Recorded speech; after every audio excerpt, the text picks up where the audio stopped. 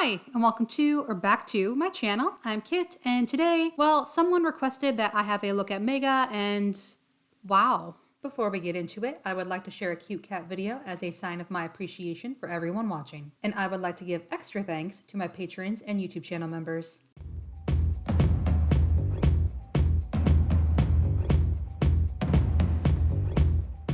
It was at some point last year that someone told me I should check out Megha, and at first I couldn't see what they were talking about. She was mainly posting about art and waxing poetic about architecture and libraries and so on. And then, I really don't understand why people can't just be decent. Is there really a reason to be rude to someone who politely disagrees with you? And honestly, I would be willing to bet she doesn't behave this way in the real world. And if you're wondering who Megha is, well, per her Twitter bio, unhinged elitist answering difficult questions through art and literature, teaching the arts the proper way. She also has an allegedly best-selling Substack account where she requests a return to sanity, using a V instead of a U, how alt-right of her. And there you can pay to read about how gay marriage is wrong, learn the morality of conquest, understand the dark psychology behind body positivity, and ponder how teenage pregnancy is actually normal. I'm no art critic, so I'm not going to be focusing on her musings on that, but she does occasionally say things I agree with, like this tradgram notion that people are unhappier now because we weren't designed to work a 9-to-5. Megha correctly points out, "We don't know exactly what causes depression. Maybe it's because we weren't designed to work a 9-to-5 job for 50 years, retire for 10, be chained to medications to keep us alive, and then die." I hate these oversimplifications of ordinary people's lives. Everyone doesn't live like this. Some people run businesses they are passionate about. Some people are teachers who love their students and what they do, or art restorers, or marine biologists, or professional violinists. Not everyone with a real job is miserable just because you think living on a remote farm in the middle of nowhere is the ideal life. and I agree, and then it just kind of goes off the rails. You think someone raised in Cincinnati or Detroit wouldn't flip out when they see this for the first time? A story about being whisked away from the ugly American suburbs to study in this place is absolutely magical to people. That's why Americans are obsessed with Harry Potter. They literally don't have other language to describe the absolute deprivation of architectural beauty they feel. Cincinnati and Detroit, That's oddly specific. I can't speak for Ohio, but I live in Detroit, and it's not a suburb. We have beautiful, historic buildings here too.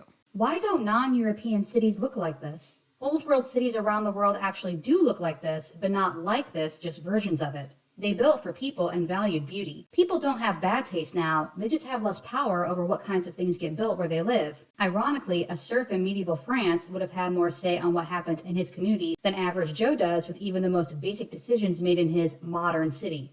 But democracy, am I right? These are not her only posts about architecture, but I just want to say that no, ugly buildings are not designed to make people insensitive to degeneracy. We still recognize ugly buildings as just that, but we live in a capitalist economy where we build things as quick and cheap as possible to make the most money. And now I think I see where her dislike of democracy comes from. If a serf in medieval France had more say over his community, why bother with things like elections? Don't get married in your teens and 20s. Don't get married in your 20s because you're more likely to get divorced. Laughs in most of human history when people got married in their teens and 20s and stayed married. You need to get married when you're mature enough. The reason people should get married older today is that most people mature much more slowly in this toxic culture. If you don't infantilize yourself, you can enjoy more of your life with the maturity of making good rather than destructive decisions. If this pattern continues, there will legitimately be 40-year-olds not mature enough to get married. This will be a culture norm. Perhaps it is for some. They won't be making serious enough money to support a family or have proper social and communication skills to nurture a good relationship. Maturity is not a factor of age, it's a factor of cultural and personal development. The more challenging things you do in life, the faster you mature. Maturing also doesn't mean you lose your spark and your zest for life and adventure. It just means you don't make destructive decisions and can think beyond first-level consequences. And why did most people who got married stay married? Is it because they were happy, or is it because they had no choice? Megha styles herself as an intellectual, but the studies are right there. She's just choosing to overlook them in favor of her opinions. The best age to get married if you want to avoid divorce is 28 to 32. So Megha laughs at the idea of waiting until 30 to marry, and yet, someone correct me if I'm wrong, but wasn't she in her mid to late 20s when she married? Naturally, Megha takes this to the conclusion that at this rate, there will be people not mature enough to be married in their 40s, and there already are. She is correct that maturity isn't about age, but my goodness is she dramatic. Before we look at this next post, I would just like to let everyone know that I'm not a parent, and neither is Megha.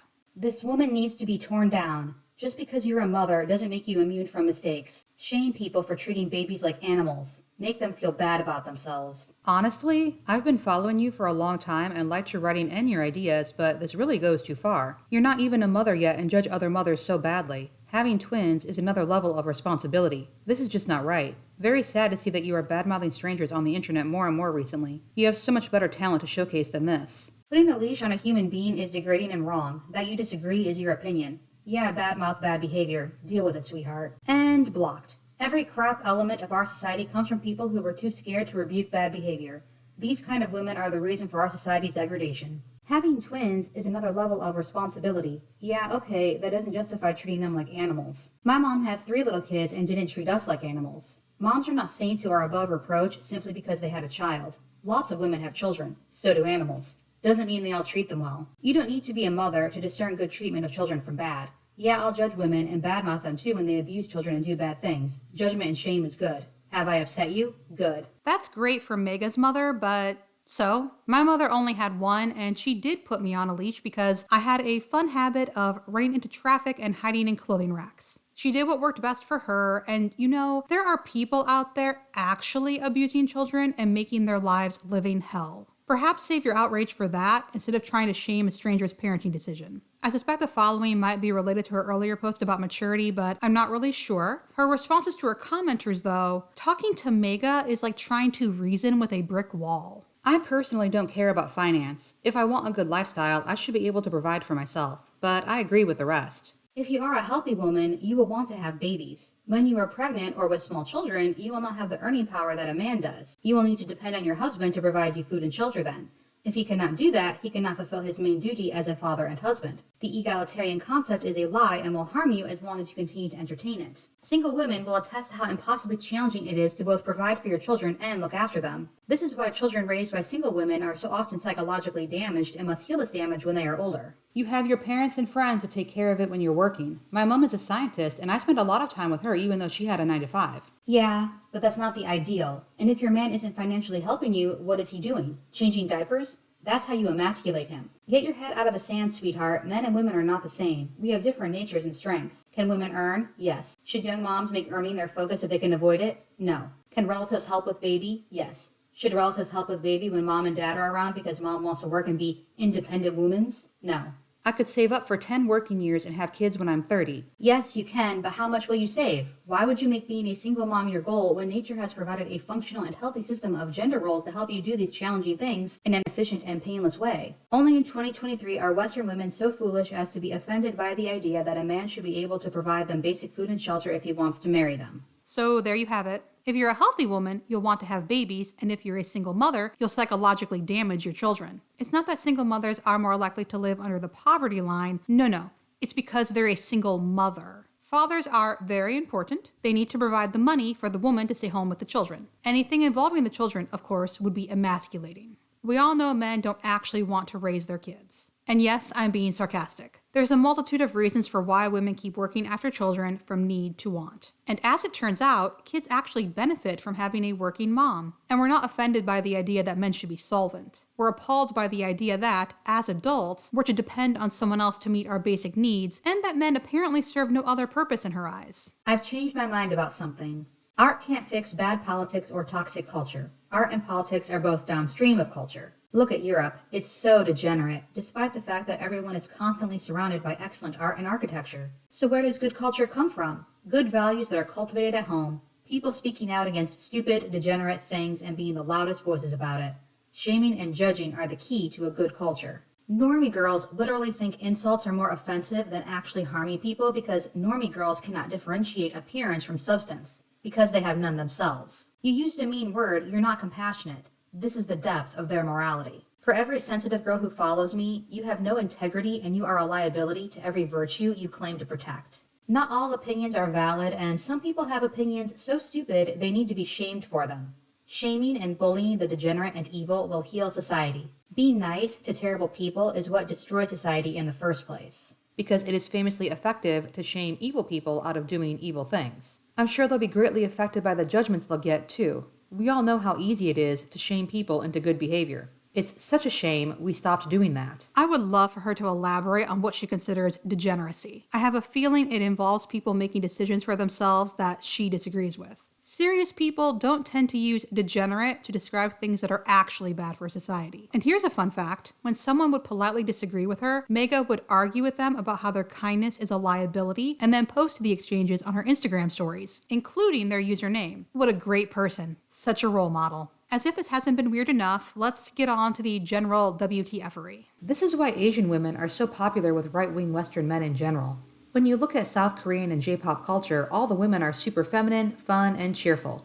One time, I interacted with a Pakistani woman and she was so innocent and sweet it made her automatically attractive. I think we don't realize the extent to which feminism has infected the psyche of Western women. Even the trad ones retain a masculine framework, hence the utilitarian spirit of which they embody womanhood. I will try to be feminine not because I'm a woman, but because it is useful for X biological, civilizational reason. Ultimately, it doesn't work, and they're still like a brutalist building with a fuchsia pink paint, Stalin with a corset. Hoes and sleuths are often too low IQ to even properly digest woke ideology, so they manage to stay connected with that primal and childlike femininity. They're sleuths with lots of flaws, but they're feminine nonetheless. What did I just read, and why does Megha think it's fire? All women are annoying. This is an unavoidable fact of nature. To try to not be annoying is to try to be a man. You just have to make sure that your cuteness outweighs your annoyingness. Careers that most women enjoy and excel in. Matchmaker, interior designer, teacher, nanny, beautician, landscape artist, clothes designer. Looks a lot like gender roles are based in nature. I'm not sure what a landscape artist is, but aren't most clothing designers men? Also, how are any of these found in nature? If you want to have a conversation with a girl rather than find her mere cute presence endearing, you are gay, my friend. Go find a boyfriend. If you are the man, you lead the conversation. You tell the jokes. And then just find out if you enjoy the sound of her laugh. Like communism, democracy doesn't work for anything bigger than a town. If Eminem were raised in Dublin instead of Detroit, he would have been a writer like James Joyce or Ezra Pound. But the same cannot be said of Tupac or Jay-Z. Oh? What makes Eminem different from Jay-Z and Tupac? Women are like children when they're healthy. Men are like children when they're unhealthy. Women are like children when they're happiest and fulfilled.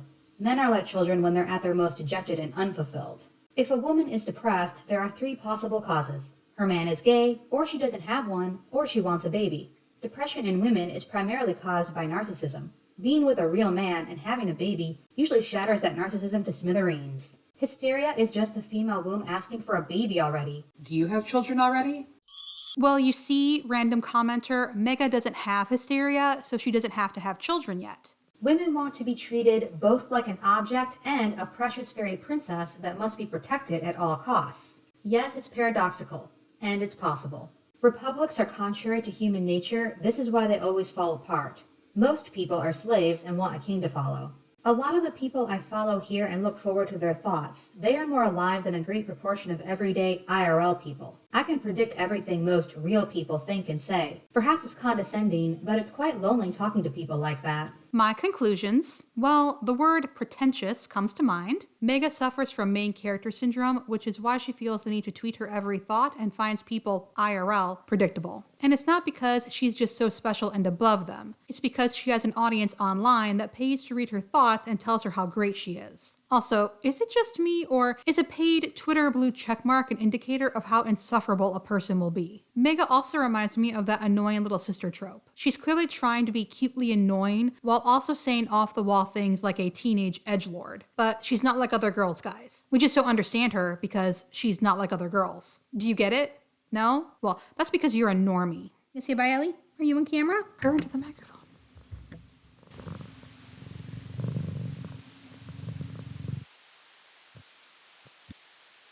Whoa.